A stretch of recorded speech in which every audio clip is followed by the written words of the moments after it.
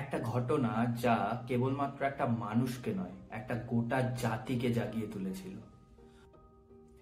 বঙ্কিমচন্দ্র নামটি আজ মাথায় এলেই আমাদের মনে পড়ে যায় বন্দে মাতারাম গানটি। কিন্তু জানেন কি, এই গানটি একদিনে লেখা হয়নি। এর পেছনে লুকিয়ে আছে অপমান, প্রতিবাদ আর বিপ্লবের এক অসামান্য গল্প। ক্রিকেট খেলতে থাকা এক English officer colonel Duffin Bankimchandra চট্টোপাধ্যায়কে পালকি থেকে নামিয়ে যাচ্ছে তাই ভাবে সবার সামনে প্রকাশ্যে অপমান করে বসেন। এক বাঙালির আত্মসম্মানকে সেদিনকে থাপ্পড় মেরেছিল সেই ইংরেজ অফিসার।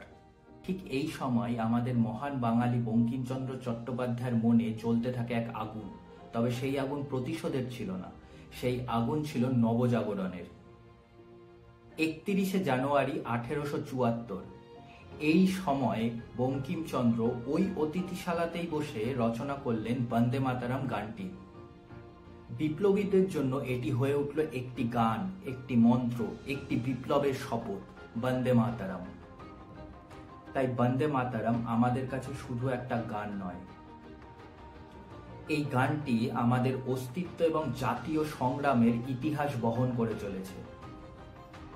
তাই আজ আপনাদেরও দায়িত্ব এই গানের পেছনে লুকিয়ে থাকা গল্পটিকে যথেষ্টভাবে শেয়ার করা এবং প্রত্যেক ভারতীয়কে জানানো কিভাবে এক বাঙালির কলম থেকে বেরিয়েছিল ভারতের গর্ব, বন্দে মাতারাম গানটি। এরকমই সব মজাদার গল্প শুনতে হলে আমাদের পেজ যুগান্তরকে অবশ্যই ফলো করবেন। ধন্যবাদ।